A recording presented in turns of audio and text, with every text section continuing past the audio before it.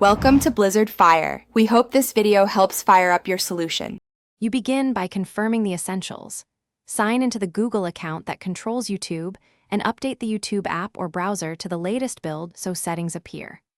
Once done, open YouTube and tap your profile avatar. This exposes the theme toggle if available. Make sure to choose whether you want the change tied to your account or just this device.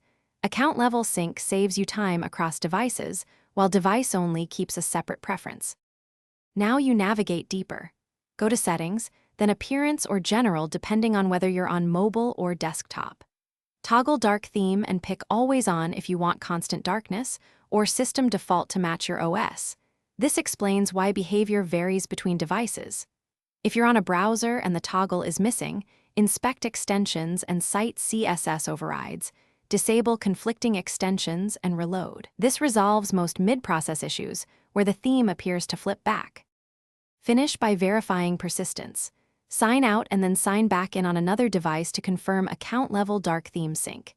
If the theme still won't stick, clear app cache or reset browser site data. Make sure to restart the app.